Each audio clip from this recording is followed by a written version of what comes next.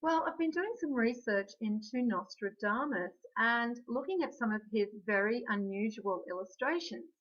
And in particular, this very interesting illustration, which I think is relaying information to us about the times that we are now experiencing.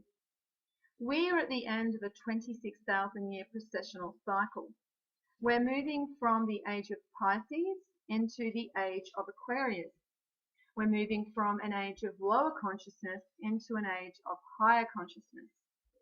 And I think what we are seeing with some of the religious artwork, illustrations such as this one from Nostradamus, and some of the ancient mythology are relating to this very special part of the cycle that we are now in. And so I wanted to look at this illustration more closely and see if I could decode what Nostradamus was trying to relay. It's interesting that artists around the time of the 1500s, which was the period of the Renaissance, some of these artists seem to be able to tap into the universal mind, and it seems that the universal mind speaks to us in symbolism. And so I think this is why we continue to see the same symbols across cultures, and they always seem to symbolize the same thing. So let's have a look at this illustration. Let's start at the blue ribbon. Now, I was looking at the blue ribbon, and to me, I think this is symbolizing the female energy. What we're seeing now is a return to the female energy. And we see the wheel here denoting the cycles. And so we have certain cycles where we move from increased masculine energies into increased feminine energies. And what we've experienced throughout the age of Pisces is increased masculine energy. So we need to understand that this is nothing that is negative. It's just different energy, and it has different characteristics. Just like female energy or the feminine energy has different characteristics. They're not inherently good or bad, they're just different energies. So if we have a look at these energies, we can see that the masculine energy has to do with intellect and courage, discipline, competitiveness, aggression, being practical, hardworking, mechanical, strong, protective, leadership. And we see that the characteristics associated with the feminine energy is more nurturing, creative, loving, compassionate, vulnerable, sensitive, empathic, emotional, intuitive. And so we need to understand that that is what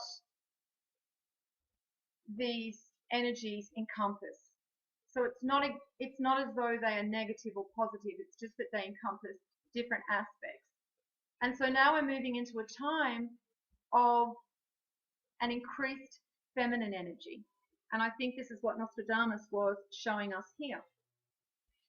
Now, we can also see this in the work of Walter Russell, who was a very gifted and illuminated researcher, scientist, philosopher, and he denoted the female energy in the blue part of the spectrum and the masculine energy in the red-orange part of the spectrum. And interestingly, when we have a look at some of the Christian art, we see that Jesus quite often has red, or there is red material near him. He is wrapped in red, or he is wearing a red robe. And it's interesting, in this picture he wears both red and blue, and where the blue cloth is located is right near Mary Magdalene.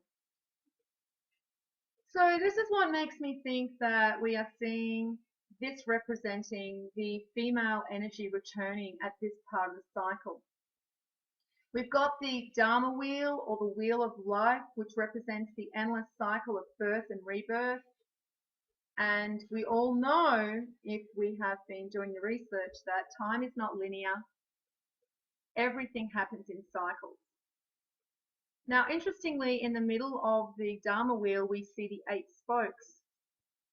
Now, in Buddhist philosophy, they say that this represents the 8 paths to enlightenment, but I'm relating this to the transit of Venus because I think that this is very important at this time of the cycle. And there are 8 years in between these 2 transits. We had a transit in 2004, and we've also had a transit this year on June the 5th and 6th. And if we look to what the Maya say about Venus, and we have to remember that the Maya watched Venus almost as much as they observed the sun, the Mayas say that Venus will change the cycles on the sun just before we experience the 6th sun. So I think this is what we are seeing Nostradamus represent here. And I think we see this also with this arrow. We see the 2 aspects of the Venus transit and how that affects our sun. Now we've got 3 crescents also shown here. I think this is symbolizing the 3 partial eclipses that we had this year. There were 4 eclipses in total. 3 were partial eclipses, and the 4th was a total solar eclipse, which occurred on November the 13th. And now it gets interesting. We see down here that there is a vortex symbolized in front of what looks like a scorpion or a shellfish of some sort. And I looked into this a little bit and I realized that this is definitely Scorpio, or this is definitely a scorpion, because we can see this in the mythology. First, however, I just wanted to bring your attention to the vortex. I think this is actually representing the Orion Nebula. And we know, thanks to the work of Danny Wilton, that there is some type of vortex in the middle of the Orion Nebula. And just recently, NASA has actually come out and said that a team of international astrophysicists have found a black hole in the center of the Orion Nebula with a mass 200 times that of our sun. And this is actually published on the earthsky.org website, and I will post a link to this article underneath the video. And so I wanted to know what we were looking at when we saw this creature. And so I wanted to see if there was any mythology in regards to Orion and the scorpion.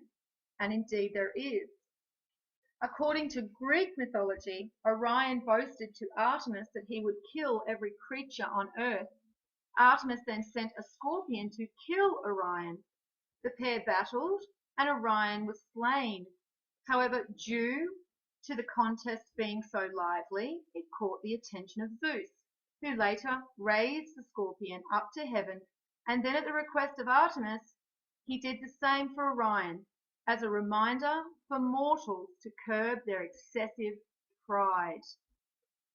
Now, I found that interesting because what we see here is another story about resurrection.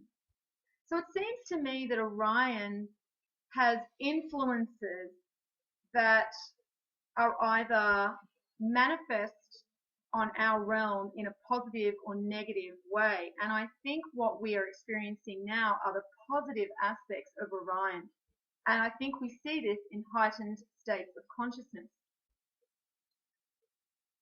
We also need to understand that at this time of the precessional cycle, there could be certain alignments that allow the energy and the light from Orion to be accessed more easily. And I think this light is transmuted through our sun. And this is why the transit of Venus is so important at this part of the precessional cycle, because it allows the energy of Orion and the light of Orion to be transmuted through our sun. We need to think of our sun as a lens that allows this light through.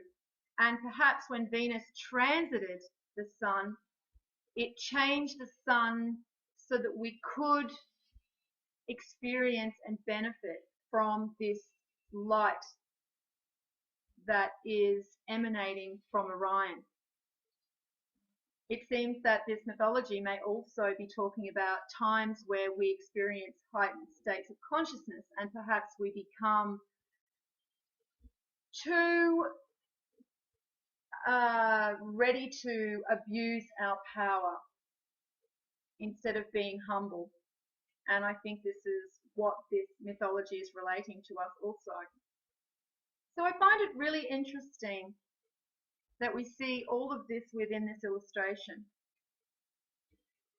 Now, I will link all of the information that I have just relayed to you underneath the video, including the information about the Scorpius constellation, which has all of the mythology. And I'll also link information about Nostradamus so you can learn a little bit more about this very interesting man. Well, I will leave it there, and as always, peace out.